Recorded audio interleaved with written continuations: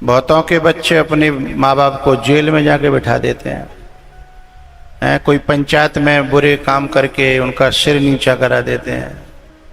और बहुतों के बच्चे वृंदावन की भूमि में यज्ञपति की सीट पर, परीक्षित की सीट पर और भागवत की पीठ पर। भागवत जी में जब खानदान बैठता है ना, कुनबा बैठता है, तब देवता उनको प्रणाम करते हैं। क्योंकि ये जो परीक्षित की और यजमान की जो गद्दी है भागवत जी की, ये पैसा से नहीं मिलती। पैसा वाले तो बहुत बड़े हैं दुनिया में, उनको नहीं मिलती। ये गद्दी, ये परीक्षित का पद, यजमान का पद भागवत जी में ये तब मिलता है जब ठाकुर जी कृपा करें और पुरखा पितर कृपा करते हैं, तब जाकर के ये पद प्राप्त होता है। और पद तो वोटों से और नोटों से, वोटों से और नोटों से प्राप्त हो जाते हैं। प्रधान को पद है, विधायक को पद है, उसमें दो चीज चलती हैं, वोट और नोट। लेकिन ये पद केवल नोटों से और वोटों से नहीं मिलता है। भगवान की अत्यंत कृपा हो, बड़ी कृपा हो। नहीं, मन यहां भी बड़े बड़े व्यापार करने लगता है, मन यहां भी बड़े बड़े व्यापार करने लगता है और वो रह जाता है। जबकि व्यापारी बुद्धि को हमें संसार में लगाना चाहिए, व्यापारी बुद्धि संसार में। तो कल बात चली थी, वहां पे पहुंच गए थे हम उत्तानपाद। और उत्तानपाद के दो पत्नियां थी, उनमें बड़ी के जो ध्रुव थे, और उनका जब अपमान हुआ, माता के पास जाकर के रोए और माँ ने इशारा कर दिया। जो माँ के अकेला बेटा है उसको भी कह दिया कि जब भजन कर बाबा जी हो जा, भगवान को पा। और वे माताएं रोती हैं जिनके चार चार होते हैं, वहां तो एक को भजन करन लगे, कथा में जावन लगे, तो यूँ लगते हैं कि जाने घर को सत्या नाश कर दो। हाँ, चार चार हो तो वहां तो एक ही चले जाए भागने का कथा कीर्तन में। लेकिन सुनीति के अकेला बेटा, उसे भी भगवान की शरण में भेजा। 6 महीने मात्र में भगवान को प्रकट कर लिया उन्होंने। भगवान ने कहा, बेटा कुछ मांगो। क्या मांगते हो? अब कुछ मांगने का समझ में नहीं है क्या मांगे, क्योंकि ये मांगने की जितनी बातें हैं भगवान के पाने से पहले की हैं। और जब भगवान सामने आ जाए, भगवान ने तो छोड़ो, कल हम कह रहे थे ना कि गुरुजी से ये पूछेंगे, बहुत सारी मन में बातें चलती हैं, और गुरुजी सामने आ जाए तो सारी बातें समाप्त हो जाती हैं। फिर समझ में नहीं आता का कहें और का न कहें। अच्छा, एक बात और कहनी है मुझे यहाँ। अगर गुरु के आने पर भी जिसकी बुद्धि चल रही है और जिसकी जीव चल रही है, वो सच्चा श्रद्धावान नहीं है, उसका भाव पैदा ही नहीं हुआ, वो भाव का उल्लू बना रहा है। समझ रहे हो? वो ये उल्लू बना रहा है कि मेरे भाव है। लेकिन जब जीव चल रही है और बुद्धि चल रही है, तो फिर भाव उफना कहाँ? भाव जब उफनता है ना, तो बस वो हाथ जोड़ता है या कुछ उस बैठा रहता है। फिर गुरु खुद कहता है कुछ तो बोलो, फिर वो एक ही बात कहता है, आप सब जानते हो मैं क्या बोलूं, और बोलूं तो कहीं उल्टा सीधा निकल जाए, उससे बढ़िया है कि आप समझ लो। और आप तो ईश्वर के प्रतिनिधि हो और ईश्वर रूप हो, इसलिए गुरुओं के पास जाकर के ज्यादा बोलना नहीं, गलती हो ही जाएगी। क्योंकि हम गुरुओं के पास जाकर क्या बोलेंगे? अध्यात्म तो हमारे पास कुछ है नहीं, और जिस संसार की हम बात करेंगे उसका वहाँ कोई भी औचित्य नहीं है, वहाँ कोई कीमत नहीं है, और उसकी बात करके हम अपनी उनकी नज़रों में हम अपने आप को गिरा लेते हैं। इसलिए वहाँ बोलना नहीं। एक ही तो दर है जो सुनने के लिए हमने तय किया है, इसकी सुनेंगे, दुनिया में किसी की सुने न सुने, और वहीं जाकर के सुना मन लगे, वहां जाकर के भी सुनाने लगे। बहुत बढ़िया बेटे। तो फिर कहां जाएंगे भैया? हमने जो कान फुकाया है, जो मंत्र लिया है, हमारा संबंध ही सुनने का है। हमने उन्हें कान दे दिया है, ये वो गाना नहीं है,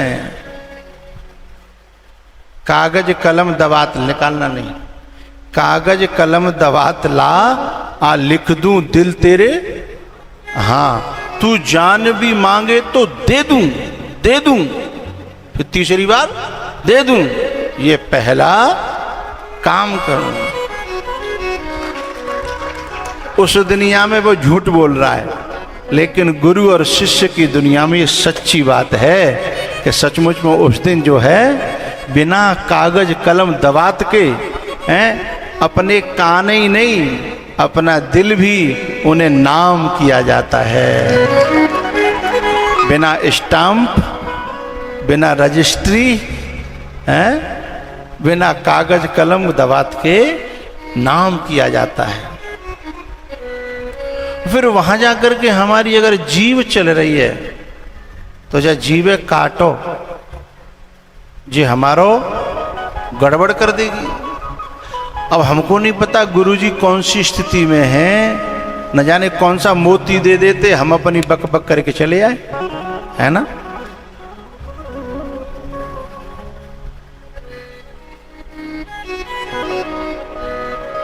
इसलिए जहां भाव होता है, ध्रुव जी महाराज ने भगवान से कुछ नहीं कहा, सुतीक्षण जी ने कुछ नहीं कहा, सरभंग जी ने कुछ नहीं कहा। उन्होंने कहा कुछ मांग लो। बोले अगर मैं मांगूं तो मेरी बुद्धि में तो अभी यही निर्णय नहीं है सत्य क्या है और असत्य क्या है, अनात्मा क्या है, आत्मा क्या है, शाश्वत क्या है, क्षण भंगुर क्या है। ये मैंने अभी समझ में ही नहीं आया मेरी जिंदगी में। और मैंने कहीं 2 कौड़ी का संसार मांग लिया, क्योंकि संसार के अलावा हम जानते भी क्या हैं। तो 2 कौड़ी का संसार अगर हमने मांग लिया तो कितना घाटा हो जाएगा। तो समझ ही न पड़े झूठ का साचा, का साचे और का झूठ है, ये पता ही नहीं चल रहा। तो फिर हम कैसे मांगू, मैं क्या करूं? तो भैया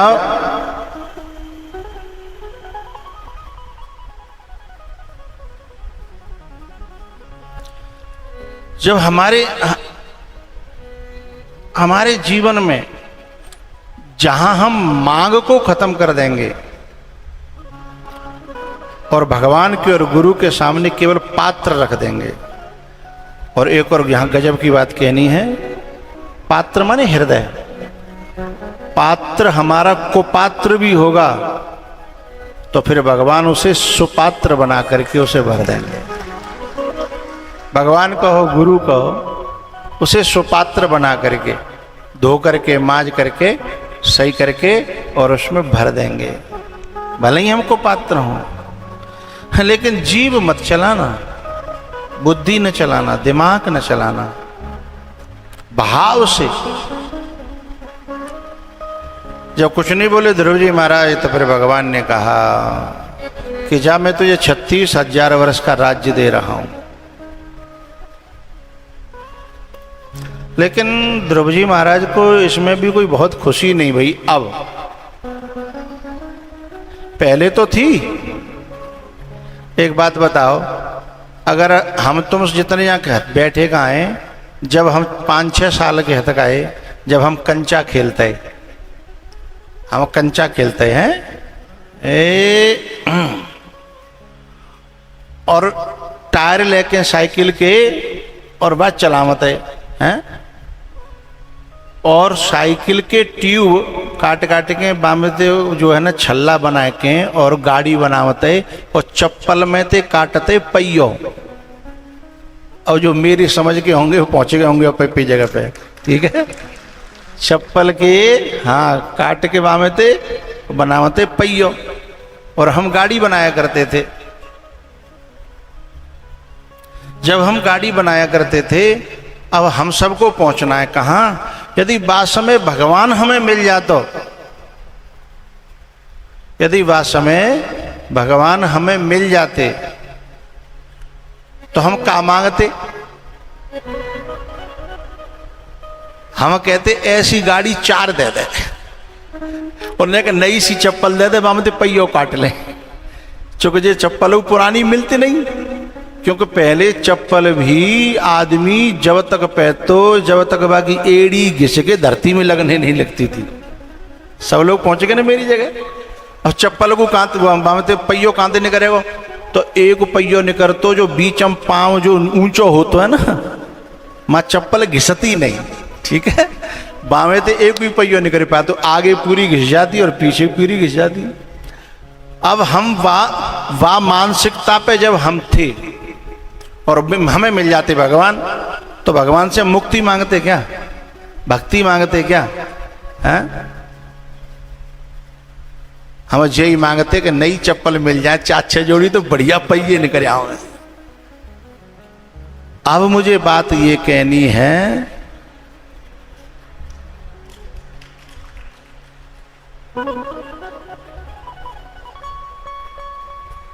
देखो कोई मेरा जोटिया नहीं कराया।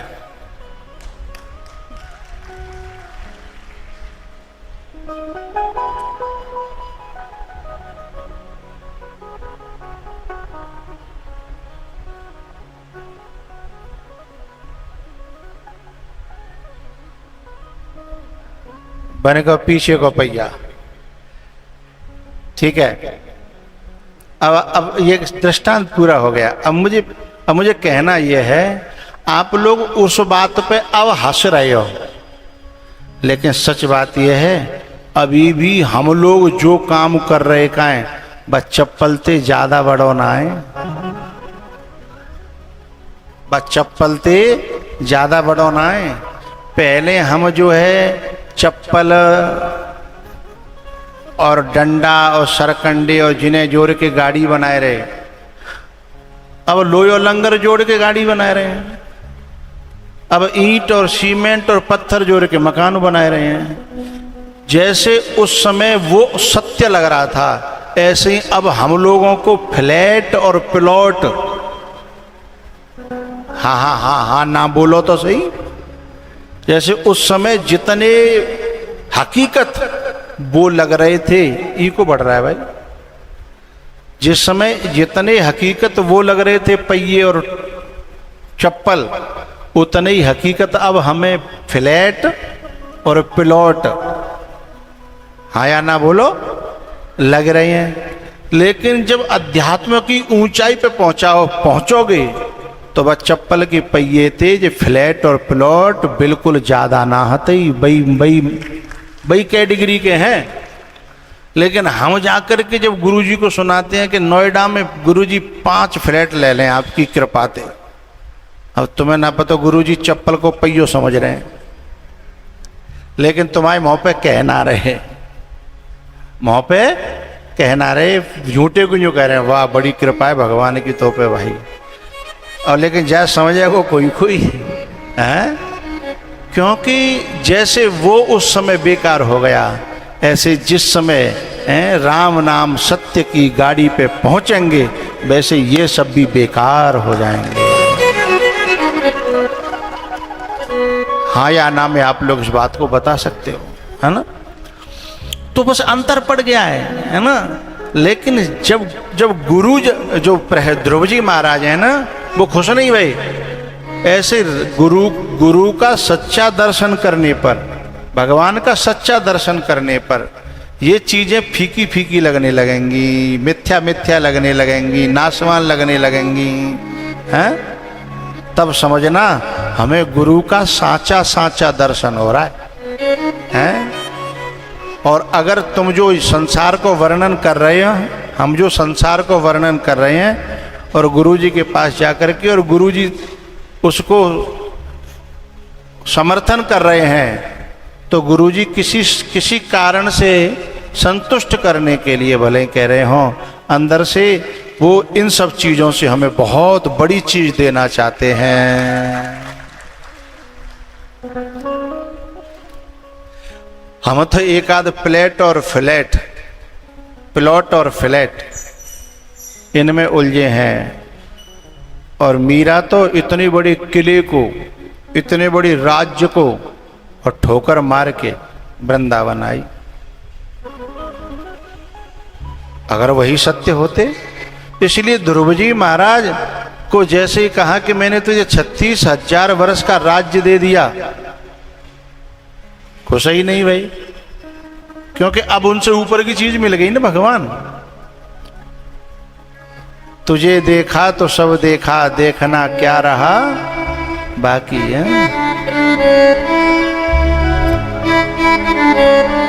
अगर उसे देखने के बाद, मैंने एक दिन कहा था, बहुत से लोग कहते हैं गुरुजी आज हम गए और हम तो देखो प्रेम मंदिर दर्शन कर आए, बांके बिहारी के दर्शन कर आए हैं, और राधा रमण जी के दर्शन कर आए, और वो खम्मा, कौन सा खम्मा है, हाँ उनके दर्शन, रंग मंदिर दर्शन कर आए, सब के दर्शन कर आए।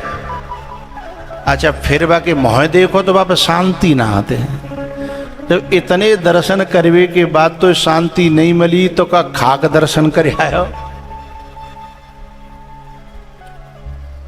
भगवान के दर्शन करने के बाद सच्चा बताऊं दिल की बात, जादना सच्चो दर्शन है जागो ना है, तादना हमारे दर्शन से लोगों को कल्याण है जागो। होय तरन तारन नर तेऊ, वे तरने वाले और तारने वाले बन जाते हैं। अवई हम भटक रहे हैं, दर्शन अवई भयो ना, जादना दर्शन है जागो। जादना जी देखत डोले ना, हम देखत डोले का है, ये देखना सब समाप्त हो जाएगा। तुझे देखा तो सब देखा, देखना क्या रहा बाकी।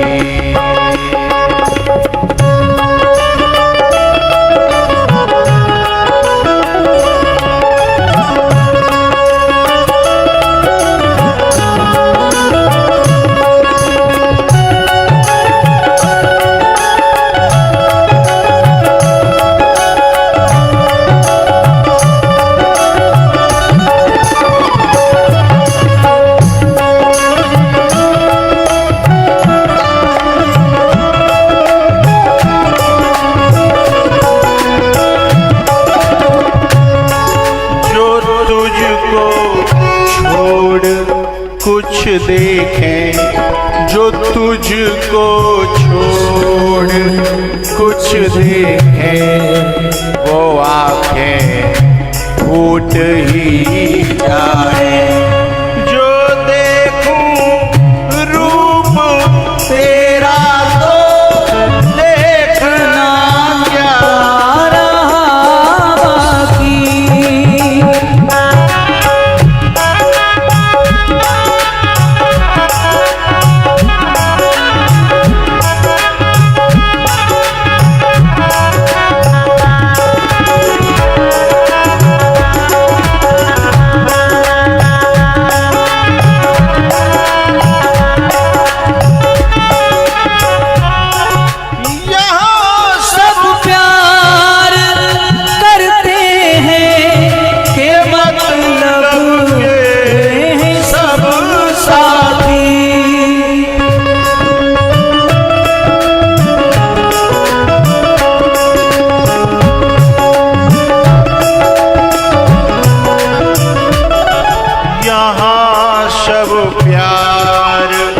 करते हैं ये मतलब के है सब साथ।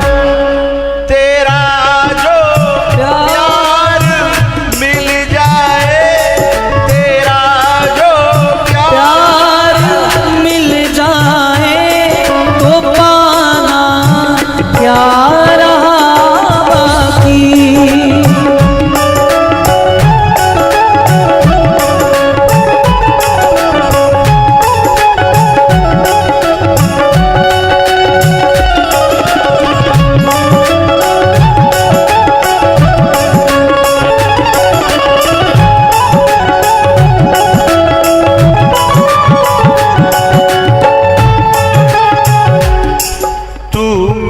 मेरा है तू मेरा है, यहाँ कहते सभी ऐसा।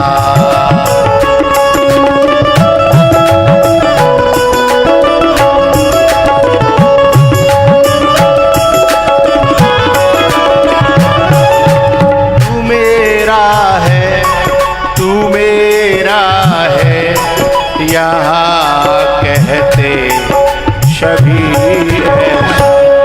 मैं किसका हूँ तू ही कह दे, मैं किसका हूँ तू ही कह दे। फैसला क्या रहा बाकी,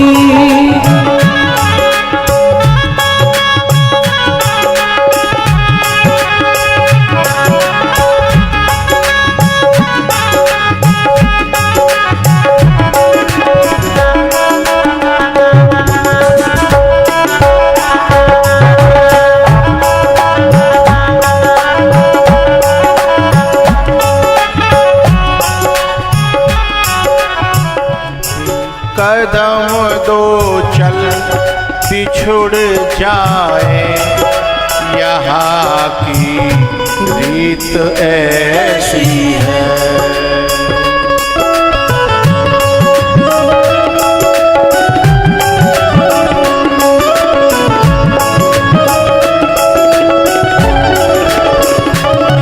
कदम दो चल बिछुड़ जाए, यहाँ की रीत ऐसी है। पकड़ पाऊं तेरा दामन, पकड़ पाऊं तेरा दामन, पकड़ना क्या रहा बाकी।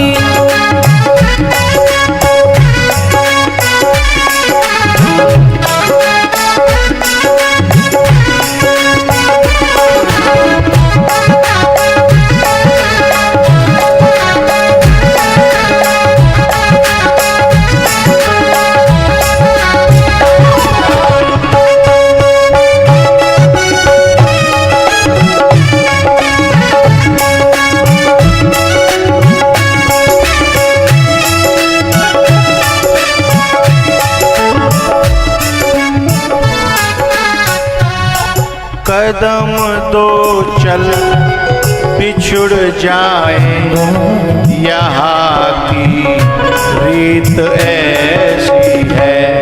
पकड़ पाऊं तेरा दामन, पकड़ पाऊं तेरी उंगली, पकड़ना क्या रहा बाकी।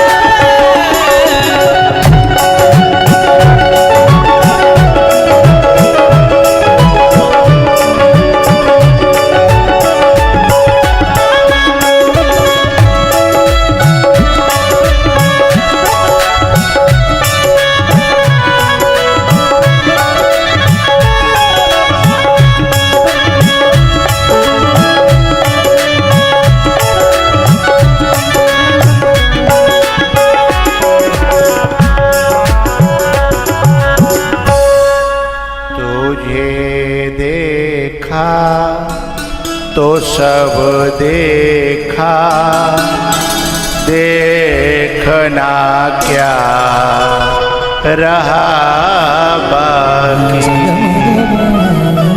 सुनी बंसी की धुन मीठी, सुनी है जब तेरी चर्चा, तो सुनना क्या रहा बाकी।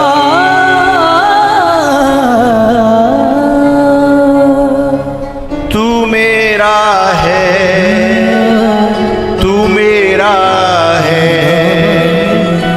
यहाँ कहते सभी ऐसा। एक बात कहनी है तो मैं दिल से कह रहा हूं। कभी जीवन में एक आध बार भी हंसते हंसते या चलते फिरते या बैठते उठते कभी कोई महापुरुष गुरु ये कह दे कि तुम मेरे हो, फिर जिंदगी में कुछ मत मांगना। ईश्वर फिर इस संबंध को निभाने के लिए मजबूर हो जाता है, क्योंकि वो कहता है कि जो संत कह देते हैं वो मुझे करना पड़ता है।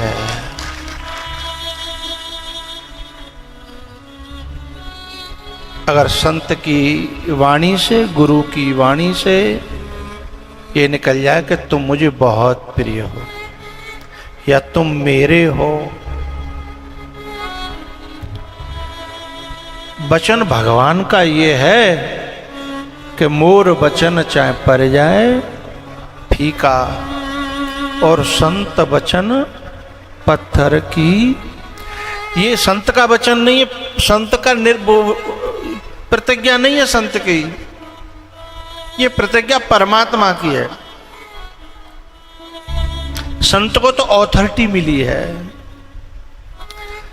जैसे सिपाही को वर्दी मिली है, उसे चालान काट के कोर्ट में पेश कर देना, फिर सरकार जाने हैं। कोर्ट तो केस में चलता, केस तो कोर्ट में चलता है। ऐसे ही संत तो कहता है,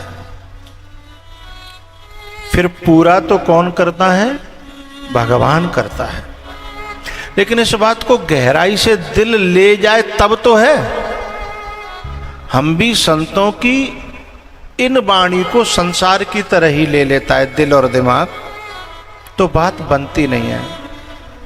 बात तब बनती है जब दिल दिल से ले ले, दिल दिल से ले ले। तू मेरा है, तू मेरा है,